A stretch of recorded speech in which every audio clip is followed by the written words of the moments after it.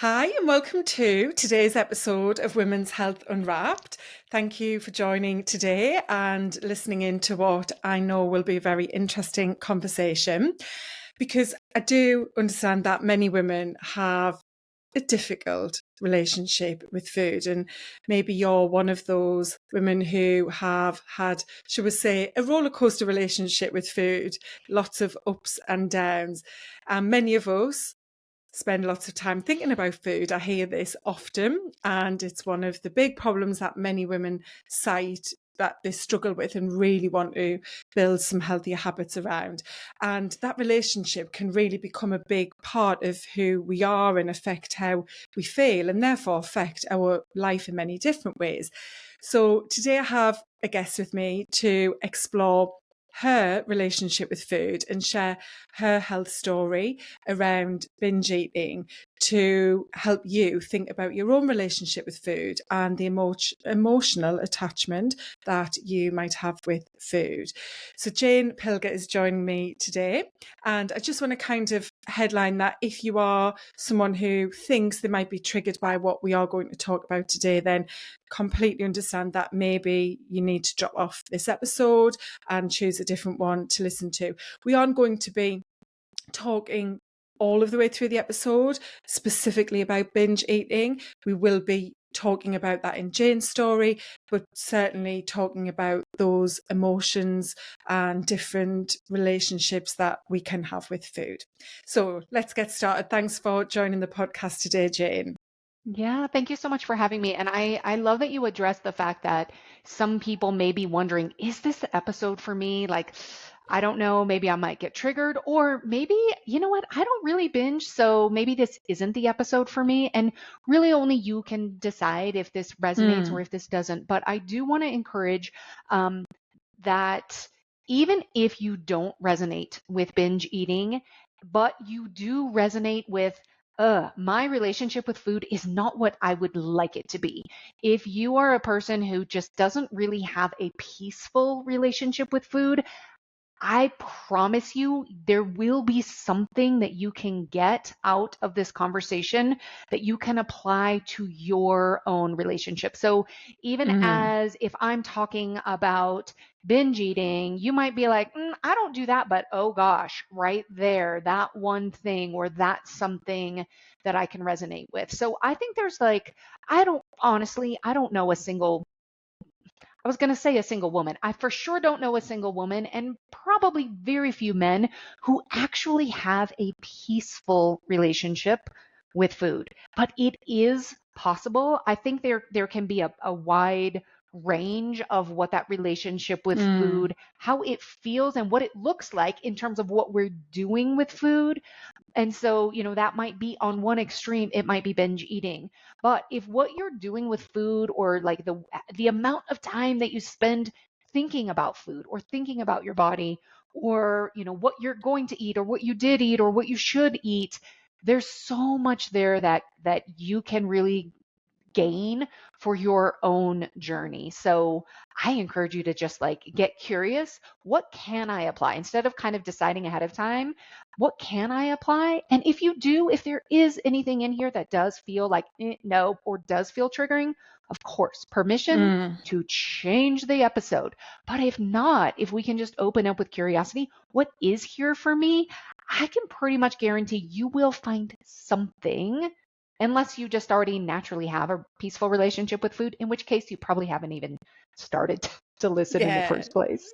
Well explained. And it is about understanding that relationship with food. And because Yeah. food plays such a huge role in our culture, I think almost all cultures, certainly in most westernized countries anyway, it's such a massive part of how we socialize, how we spend time, in our own families, and how we, which is linked to the relationship you've got, how we satisfy our own needs, desires, wants, emotions, whether they're the positive, the negative.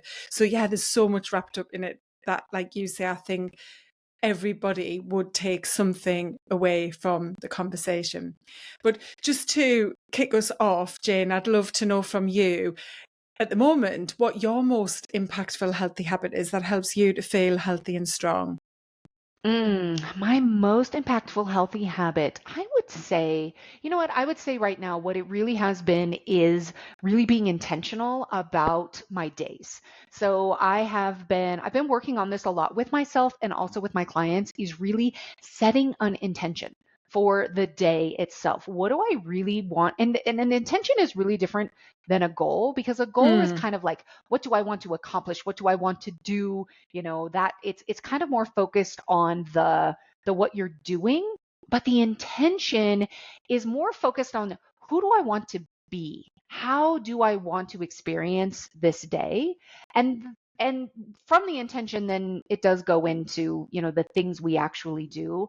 But whether it's going into a full day of coaching, whether it's going into putting together a podcast or working on my book, or whether it's going on vacation or going out for whatever it is, I find that setting an intention ahead of time really just allows your brain to kind of start to imagine what that might be like. Imagine, if this is my intention for myself, then naturally these are the choices that I'm going to need mm. to make in order to kind of accomplish or create that intention. So I would say that's probably it. That's a brilliant habit. And funny enough, I was listening to a podcast just the other day, which is called the High Performance Podcast, and it's by two British guys. It's a really big, quite globally successful podcast as well.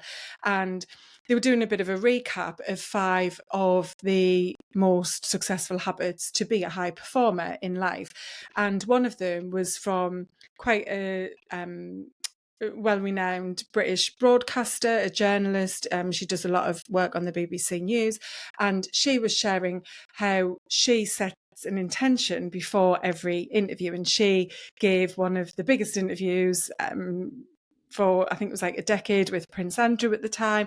And she was talking about, how she had to take herself away from the noise and all of the preparation, and just go into the toilet in Buckingham Palace and sit down and create an intention. But she said, obviously in her line of work, to make sure that she is a high performer during that interview, and what the audience then get to see and become a part of themselves, it's really important to set an intention. And it's something that I've been doing regularly as well since coming into this space. And I like how you've called out the difference to a goal, because it is Yes. really powerful, isn't it? And I think starting at the beginning of the day is a brilliant way to get comfortable with what it feels like to have an intention and checking in on it.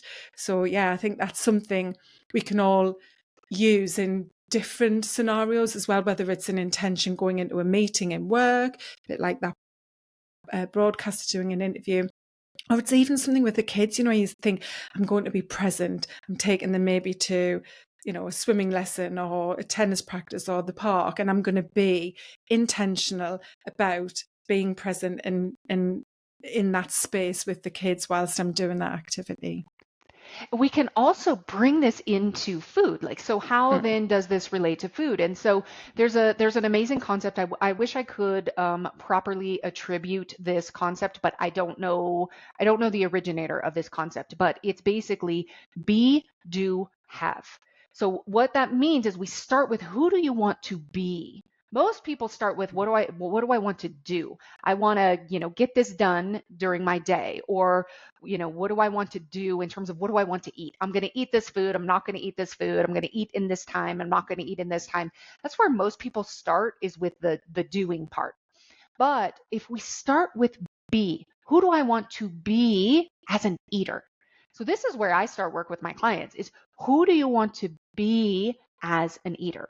So for me, the 3 words that I have, I encourage people to pick 2 to 3 words. So if you're listening to this and you've never even thought about this concept, who do you want to be as an eater? Or you could start with, who do I think I am as an eater right now? So I used to think of myself as out of control, all or nothing. I'm either on plan or I'm off plan, very kind of black and white. I'm either eating like perfectly, or I'm eating all of the things.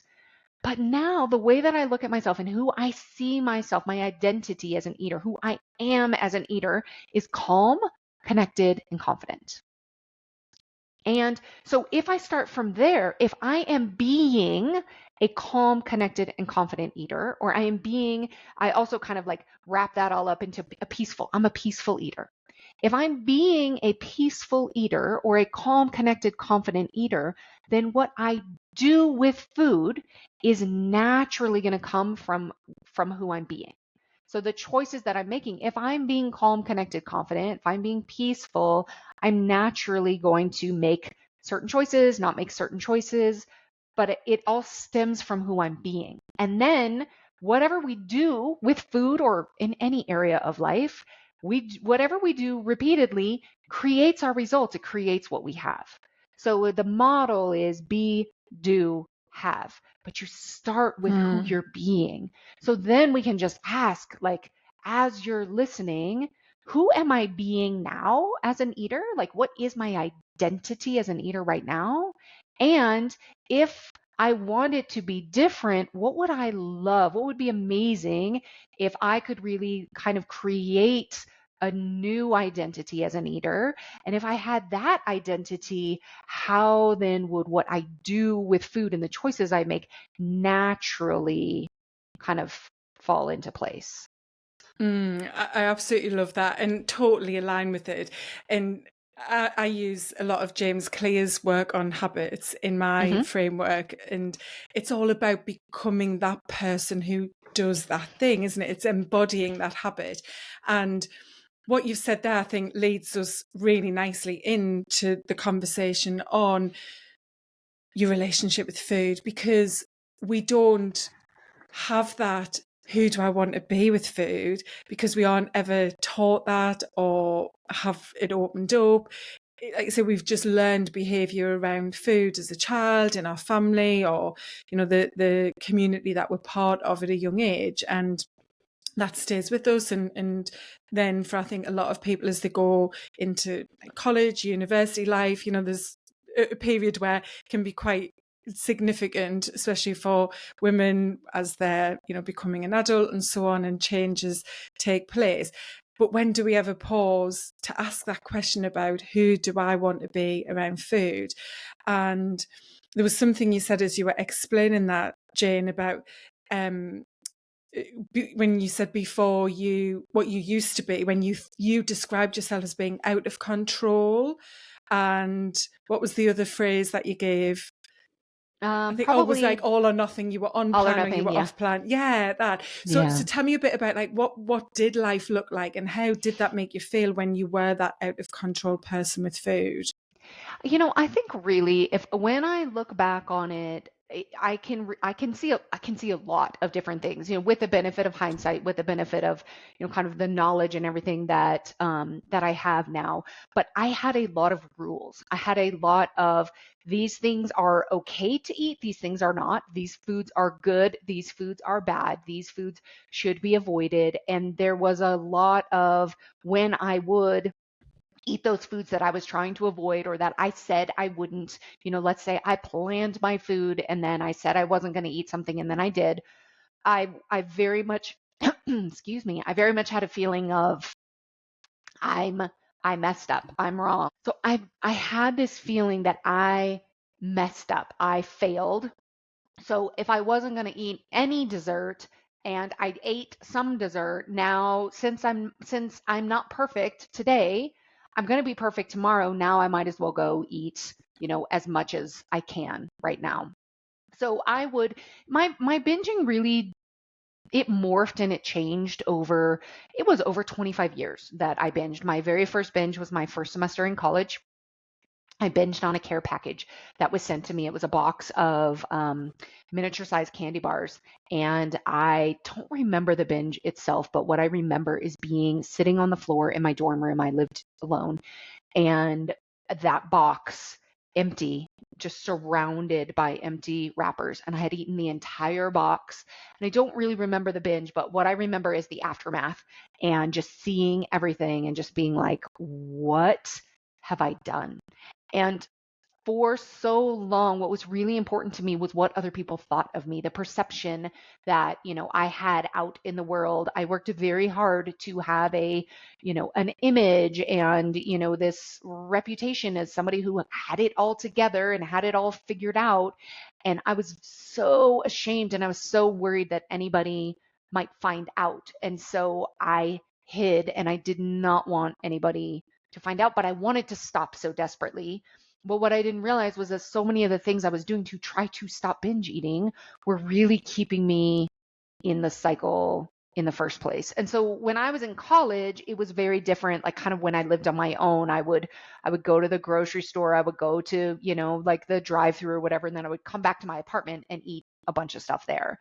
When I got married, I was married for over a year before I even told my husband about any of this. And so when we were married and even living together before we got married, I couldn't really do it at home because, of course he couldn't find out. I never would eat this way in front of anybody else. And so I would drive around. And so I would drive from convenience store to convenience store. I would only buy like a couple of things at a time so that nobody would know how much I was actually eating. So I would buy a couple of king size candy bars at one convenience store, and then I would drive to the next one, and then I would drive to the bakery, and then I would go to the grocery store, and so I would just spend probably 2 hours just driving around town. But it never started as I'm going to go binge today. I'm going to go spend hours driving around. It very much sounded in my mind, it sounded like I'm not going to eat that. I'm not going to do this. I'm not going to do this. I'm not going to do this. And then if I would even start eating, it would sound like, don't eat too much. Don't eat too much. If you eat too much, then you're going to binge. And then at some random point, which was never actually quantified and I'm sure was never the same from day to day, at some point I would decide, I ate too much. Now I'm binging. And in the very much all or nothing mentality, well, now that I'm binging, I'm going to give that 100% because I've decided now that this is a binge. And so I would literally eat until I couldn't, like either I physically could not eat anymore, like I might be sweating, I might have a lot of pain, I might have like sores in the roof of my mouth, or I would eat until I couldn't because let's say my husband came home or I had a meeting or I had something else that kind of forced the stopping of the eating. So that's kind of what it used to look like. Yeah. Yeah. I know when we first chatted, I explained that actually I was very similar to you. And what you've described there, I didn't, from what I remember, go to different shops, but I did have that embarrassment, should we say, in recognition of, oh, if I buy too much, they're going to think she's a greedy, you know what, and put those labels on me. And so I was mindful if I was buying things. But yeah, I was exactly as you've described, eating once I'd kind of broken the seal and acknowledged that I was being naughty, being bad, whatever label I put on it, that I would just keep going. And that self-talk around what I was doing was, oh, it was awful and it was so loud, and then the guilt afterwards. So for yourself, was there something in your childhood with food? Had you had a difficult relationship that meant when you first got to college and then you had this care box that was the trigger, but the problem was already there?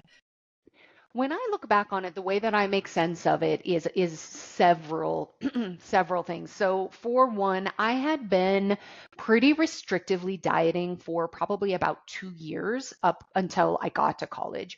I had a period one summer I went away on kind of a mini Peace Corps mission, and in about 8 weeks I gained 20 pounds and I got stretch marks on my breasts and on my hips. And I played on the volleyball team, and our volleyball uniform it was kind of like it was almost like a brief, like a cotton brief where your hips were exposed. So my stretch marks were visible. And that really started oh my gosh, this is terrible. I've got to, lose the weight. So I started counting calories and going to the gym and all of the things. And I had been doing that for almost 2 years by the time I got to college. So there was that kind of restrictive dieting kind of a history. Also, when we grew growing up, we didn't do emotions in my house. We did not talk about them. We really didn't do conflict. When anybody got mad in my house, we would go to our room and slam the door. And that was it. And the next day, I often wouldn't come out until the next day. I so wish I could remember what I actually did when I went in the room and slammed the door, but I have no recollection. But I would come out the next day and literally we would all act as if nothing ever happened. So there was no discussion, there was no resolution, there was no anything around it. And when I came to discover, I figured this out I ended up in 2 rounds of intensive outpatient therapy at a local eating disorders treatment center. And I figured out one night in this IOP program, there was a door that got slammed. We were doing art therapy and the door to the art room would slam and it was triggering to me. And I couldn't really figure out, but once I started talking about it, it reminded me of going to my room and slamming my door when I was in high school. And I thought, oh my gosh, when I binge, that's me slamming the door on myself. And once I realized I kind of made this whole connection, it was like, wow. And what was so amazing about it, that door to that art room, it kept slamming and it ceased to be a trigger to me. It was like once I made that connection and once I had that kind of awareness and that understanding of kind of what it all was and why it was so triggering for me, like literally within a day, that door slammed and I was like, would you look at that? Like it's still as loud as it was yesterday, but it does not bother me anymore. So that in and of itself was fascinating. But so then, I'm at college, I'm by myself, I'm away from kind of, any of my primary attachments, and I have all these emotions and I don't really know what to do with them because I didn't really learn any of that. So there's kind of like almost like a series of different things that I can look back now and see, oh, that makes sense. And what you've described there is something that's pretty common with most people. They don't know why it is that they want to eat the food they eat or why they overeat, or maybe it's the opposite, that they're very restrictive with what they eat. But as we said, it's about that relationship with food and recognizing that you do have a relationship with food and then getting curious about what is that relationship like? Is it the way like you said, do you want to be with food? Do you want to be the way you are right now, or do you want to be something different? Like in your case, being calm around food and the other words was confident. One of them, there were 3 C's. Connected. Yeah. Connected Calm, as well. connected, Yeah. and confident. Yeah. And for you, was it about the food itself? Did you enjoy eating the type of food that you had, or was it the emotion and you didn't really recognize that at the time, but can see now it was trying to fix something that was going on with you emotionally? It was a handful of things. So for me, I can see that there was also a lot of restriction. There were a lot of foods I did not allow myself to eat, and I only got to eat them when I was binging. And so, the foods that I would binge on were foods that I enjoyed, but I certainly didn't enjoy the act of binging. I didn't enjoy eating them in the quantities that I was, but the restriction that was in play really was leading me to eat such massive quantities because my brain and my nervous system thought, well, I'm never going to get this again, so I might as well get as much as I can right now. So I can really now with hindsight, I can look back and see so many, all of the factors that were at play. And what's been fascinating is through this work, not only with myself, but with just the countless clients over the years, I've really narrowed it down to there are 8 reasons why people, I really talk about 8 reasons why you binge, but this is not limited to binge eating. If you do not have a peaceful relationship with food, there are 8 reasons why. And so I'll just briefly go over the 8 reasons. And so this is a place where you can see, which one or more, for a lot of people, Lots of people resonate with more than one of these, which is, so it's very normal. But which of these reasons really resonate as something of like, oh, that could be why? Because I wish I could tell you, oh, it's just as easy as just deciding who you want to be as an eater, and then you're just going to act that way, and then it all is fine.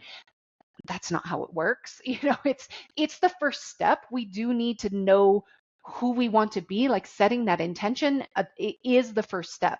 But what prevents us from that just, flipping like a switch is one or more of these 8 reasons. And we've actually already covered several. We've already covered several of them. So I'll go over them really quickly. So reason number 1 is shame and judgment. It is the thing that keeps us in the behavior. We have shame over what we're doing. We judge ourselves. We think we're broken. We think there's something wrong with us. I like to talk about when you have something with food. I think about it with binges, but any moment with food that you look at and you think, I don't really like how I showed up with food in that way. I like to see this as lights on the dashboard. It shows us there's something going on under the hood. It doesn't mean you're bad or you're wrong or you're broken or you'll never figure this out or, any of those things that we all think. What it means is one of these other 7 reasons is likely happening. But if shame and judgment, what it does is it puts a 50-pound weight on top of the hood. So we can't even get under the hood to see what's actually going on to address that, so we can fix that so that the lights just won't even come on in the first place. So shame and judgment, reason number 1. Reason number 2, restriction. Mental restriction, there's physical restriction and mental restriction. So physical restriction, just simply not eating enough food, cutting out certain food groups, saying I can only eat during these times, whatever that is, physical restriction. Mental restriction are the things we say to ourselves. Don't eat too much. You can only have a little bit. I won't eat this for, this many days or whatever. It's the things we say to ourselves, mental restriction. So that's reason number 2. Reason number 3, we haven't touched on, and I think this is a huge one. It's a huge area that I focus on with my own clients, and honestly was the key for me to finally kind of get to the other side of this very long battle with binge eating, is the nervous system. So a dysregulated nervous system. So many people end up figuring out food is a way to calm the nervous system. Now, it's not the most supportive way. It brings with it a host of other things, but there's so much that's happening with the nervous system. And we, at some point in life, for some people very young, some people later, end up kind of using food in an attempt to kind of regulate the nervous system. Number 4 is disconnection from the body. We literally are, for so many different reasons, we just disconnect. So that's another reason. Number 5 is coping mechanism. We don't have the what I call the emotional capacity, the ability to be with emotions. So we use food to cope. Number 6 is an attempt to control. We may be trying to control our weight. We may be trying to control our body size, trying to control exactly what we eat. Maybe in our lives somewhere it feels like we don't really have control somewhere else. So, I can kind of have control with food. Number 7 is habit. We kind of talked about that. The thing with habit is so many people try to look at what they do with food as only a habit.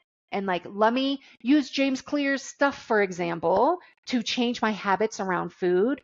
But if we're not addressing the nervous system and restriction and your emotional capacity, the habit, the amazing science around habits is not going to work, because we have these other factors at play. So it's like habit is so important, and it's only one piece of all of it. And then the last one is just negative self-talk. What you say to yourself. The more we say negative things to ourselves, the more we're going to want to get away from ourselves, which then many of us end up getting away from ourselves with food. It's kind of it's how I slammed the door on myself, was with food. So there was a lot of that negative self-talk also for me going on. So quite honestly, I literally had all 8 of the reasons. When I look back and I make sense of it, it's like, oh, check, check, check, check. Yeah. They were all there. And they're really well explained. Thank you. And as you said, this isn't just about these things leading to binge eating. It's that these things lead to a difficult relationship. And that could be just even a relationship of every Saturday you view as a treat day where you have to eat Yep. cake, you have to have a takeaway, whatever it might be for you. It's that Yes. there are these things going on. It might be that every time you're stressed, you open the biscuit tin or something like that. And I Exactly. wanted to pick up on two of them, the control and the self-talk, because I think they're really common ones for different types of relationships with food for women, in that, the whole diet industry and culture that we are a part of, and, what we have going on as women in terms of belief over, to be worthy and to be of value, you need to look a certain way, and that leads to health, and that leads to happiness and success and so on. How much do you think, or see with clients, that piece or those two pieces really impact, us from quite a young age as females? It's huge. It's such a huge Mm, piece. I was actually thinking about it also, even when we were talking very early on. The other thing that is so challenging about this is not only the messaging that we receive from a very young age, whether we receive it from the media, we receive it from other people in life, we receive it from maybe our parents or our teachers or our classmates. There are so many messages about, that the only acceptable body is a body that is, of a certain size or a certain weight, or, whatever that is. There's so many messages around there. And then if we look at, there's so much conflicting information out there, conflicting yeah. information about, quote unquote, the right way to either eat or to exercise. And quite honestly, you could find, with the advent of the internet and social media and everything else, there are so many different messages out there about what's harmful and what's helpful and what you should be doing and what you shouldn't be doing. And so it's so easy to lose the connection with yourself, which your body really will tell you what foods are helpful, what foods aren't, what your body really will communicate all of that with you. But and it makes sense as to why, but over time, we've really lost that connection, and we've kind Mm, of just said, well, this is what somebody else says, or this is, this person has the relationship with food that I want. So I'm just going to ask them what they did, and I'm going to just do exactly what they did, thinking that must be the answer. When quite honestly, even you and I, if we were to sit down and say exactly what we do and how we do it, I'm going to guess there will probably be some similar things, but there will also be a lot of differences that only in connecting with your body can you even discern what those are. and as you said, a lot of people will have a mix of these eight, or maybe all of them in some way, and it feels like maybe certain ones are there, perhaps through how you've been brought up in quite young age, like not being taught how to regulate your emotions. That was Yeah. certainly part of my childhood. We were never taught to understand what we'd done wrong. If we had done something wrong and been told off and disciplined, we weren't taught or even shown between our parents how to apologize and say sorry and so on.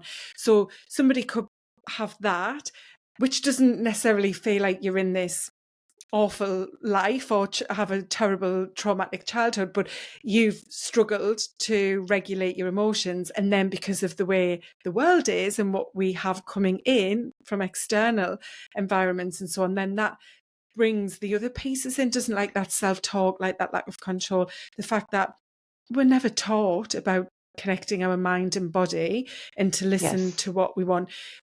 For women especially, we are taught, as you explained, to look at other people and go, well, what works for them and take the practicalities of that thing and just try and implement it for ourselves without thinking about, okay, well, what actually else is going on? How is that relationship that I've got with food? What even, as you started with, actually, what would I describe my relationship with food actually like? And is that a relationship that I want? And yeah, there's just so much power there in food, isn't there? There really is. And I actually Mm. struggled with this a lot because I was very similar to what you just described. I had an amazing upbringing. My parents were great. They were very loving. I remember being in therapy with, an eating disorders therapist and having this discussion about like I like there's no there was no trauma in my life. There was no problems. Like like kind of it was almost like I shouldn't have a I shouldn't have a problem. Like this Hmm. doesn't make sense. And she was the first person to kind of describe and there are mixed feelings about this terminology, but I found it very helpful. So she talked about little t trauma versus big T trauma. So big T trauma are the things when you hear the word trauma that you might think about. Maybe it's an accident, maybe it's losing a loved one, maybe it's some sort of um, abuse of some kind. There's also then little t trauma, which happens any time that every single human on this planet has experienced and will experience, that it's really any time our needs are not met. It could be physical needs, it could be emotional needs. And so, she helped me to understand that not learning how to deal with your emotions or even, communicate with your emotions, not learning how to deal with conflict, these types of things, they actually are little t trauma. So we don't have to go compare them to anybody else's, what anybody else faced. But the reality is that you had needs that were not met. And there is an impact not only to your body, but also to your brain. And so then it starts to kind of make sense instead of thinking, I shouldn't there shouldn't be a problem here. Like my upbringing was so great. I don't understand. I didn't have these types of things that, other people did. And so it was just really helpful for me it almost gave me, this sounds kind of weird, but it almost gave me permission to be like, oh, no, this actually really does make sense. And and I think for me, that's really the work that I love to do is help people understand how it makes sense. Because when we can make sense of what's happening and why we're showing up with food that the way that we are, that helps remove that shame and judgment. Then you will no longer feel broken or like shameful, like you've done something wrong or that you are wrong. Then we can start really getting under the hood and kind of start learning these different things and changing them so that those lights will stop going off.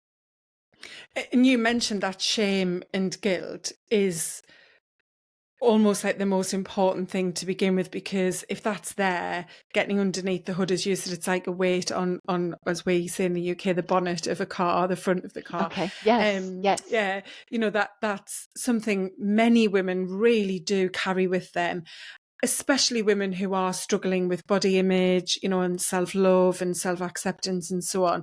It's really difficult to change other things when you are that way, and then obviously that creates negative self-talk, and then that loss of control, all the other pieces of those eight different ways it can show up. And you talked about in your story that shame of binge eating that you carried, and I really liked something you'd shared about how you didn't understand how you could be somebody who was smart, intelligent, successful, had a good job, career, but yet you were so out of control with food, and you were so or carried so much shame that you did keep this from the man you married as your husband for a Yes. year after you were married. And so Yeah. how did you finally break? Did you have to reach like a breaking point to be able to start to break that cycle of shame and guilt? Yeah, so this was I was seeing it was the first eating disorders therapist that I saw. And I remember having the conversation with her, and she was asking me, does anybody else know? Have you talked to anybody else? And I was like, no, no way, no way am I going to tell anybody else. And over time, she very gently convinced me that it would be helpful and it would be supportive if I could open up to, you know, be very carefully choose who I wanted to open up to. And so I started with my husband, and I was terrified. I was so afraid he was going to leave me. I can remember having the conversation with him. I was laying on the bed and I couldn't look at him. I had so much shame. I could not look at him. I had my hand over my eyes, and my eyes were kind of like in the crease of my elbow. And I told him, and I was crying, and I was just sure he was not going to love me. And that is not what happened. He was so kind. He was so caring. He was so supportive. And I really had this story. He doesn't understand. He's never had this type of problem with food. He doesn't understand. He can't understand. And I came to realize he doesn't understand because I don't tell him.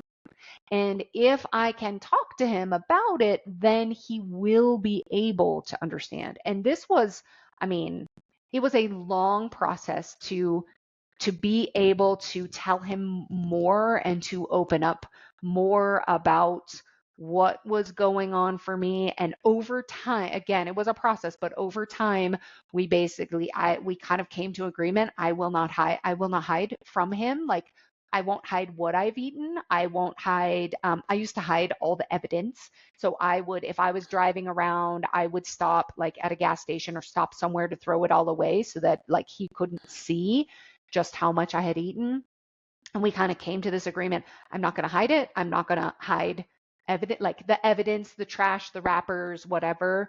And there have just been so many conversations, but what has been most impactful about it is that he, over time and with repetition of him meeting me with kindness and warmth and compassion and understanding, really helped to create a sense of safety for myself that I know I could not have created on my own. And I think that's the work that I end up doing with my clients, is creating that safety. And this is where the nervous system comes so much into play. If we don't have a sense of safety and we think something is unsafe, and we've been using food and turning to food to kind of create that, it's kind of false safety, but it does feel safe in the moment. Then what we need to find, and we need to be able to create safety otherwise, so that then we have kind of a replacement, because it's the safety and the support that is the true need that we have. And so this is why, like, keeping it a secret, hiding, staying in shame, staying in judgment without having somebody else who can meet you with that kindness and understanding and compassion, like, is absolutely what will keep you stuck in it. Yeah, and I'm thinking back to when I was binge eating, and I used to hide things when I lived at home with my parents, and it got to a place where my mum knew that I was overeating and binging. I used to do it very late at night.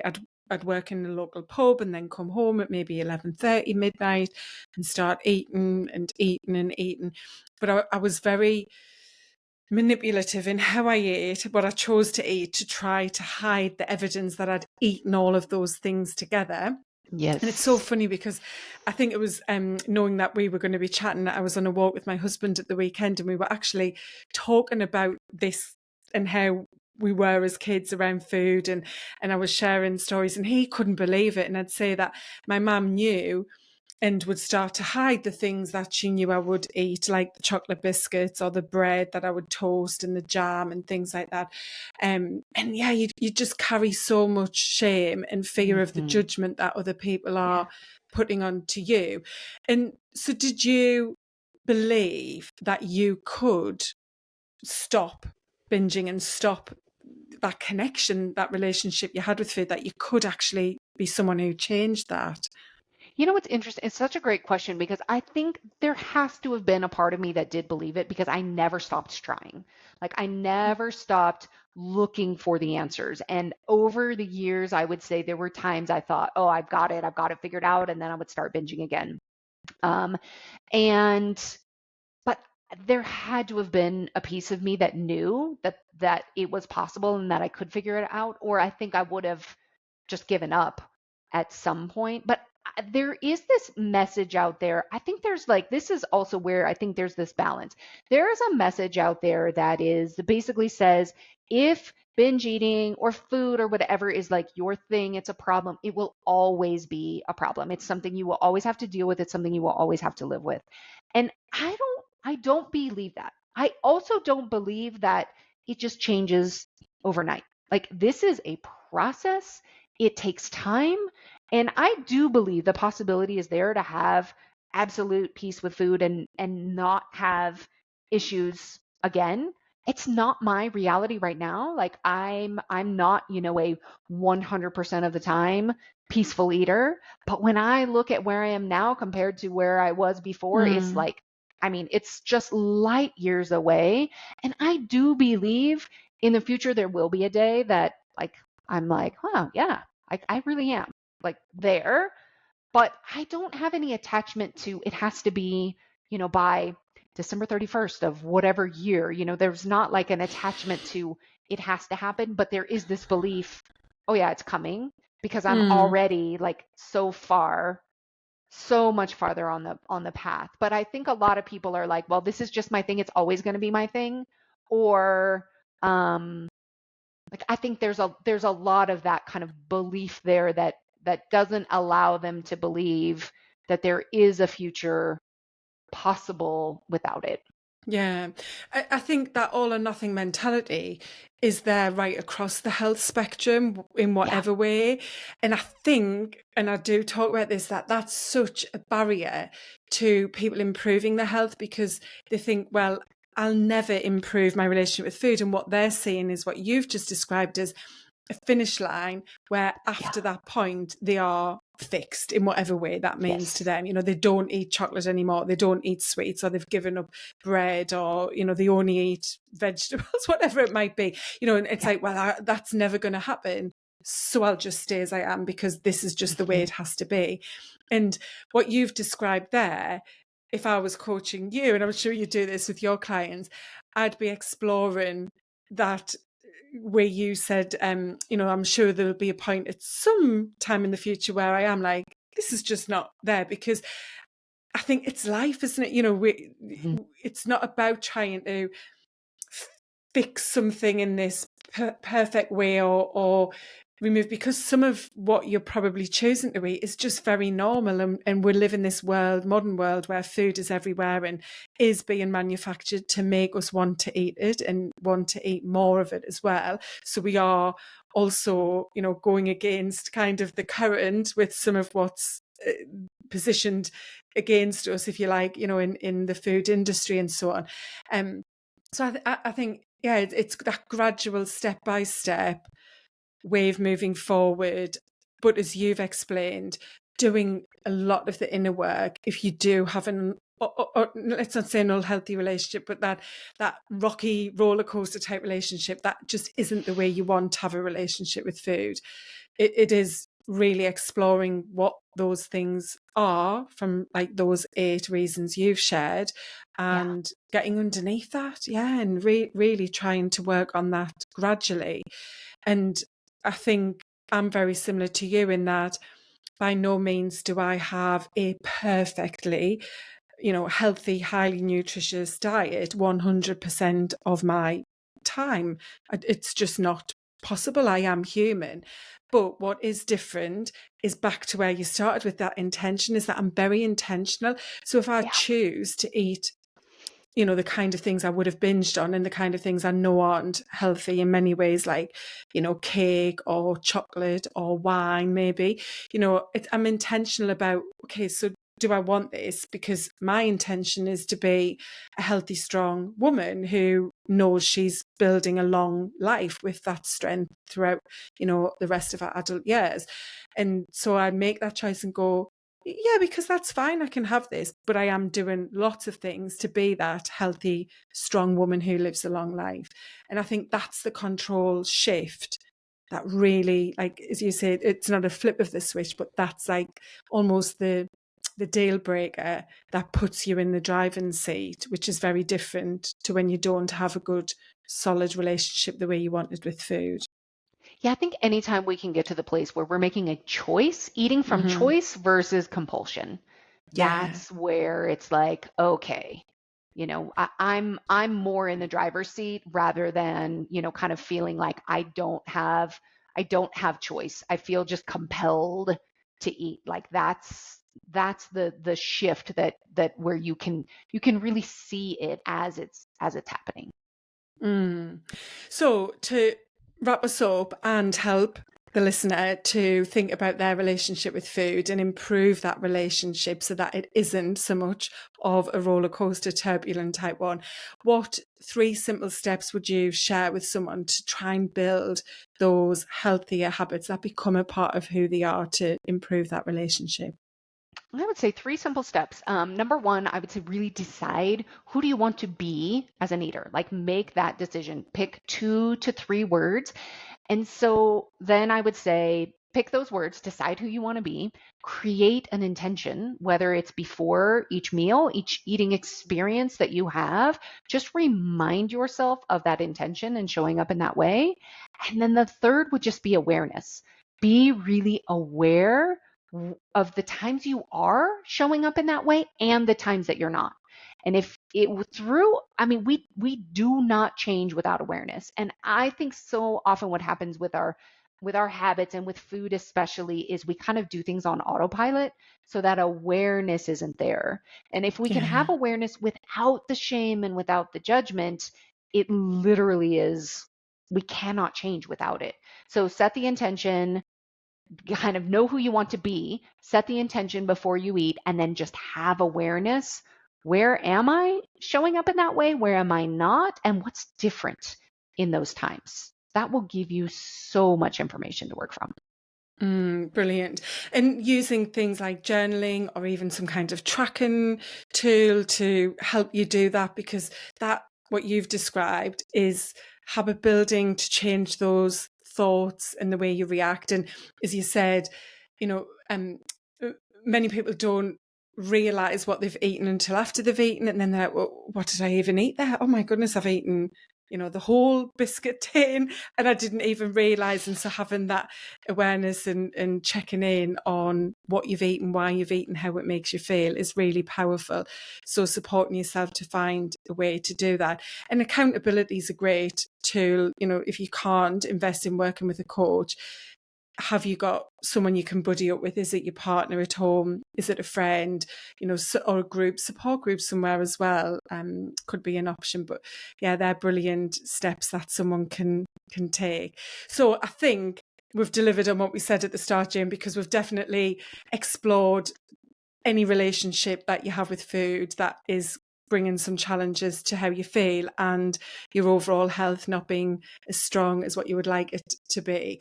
So I do really appreciate you opening up with your story.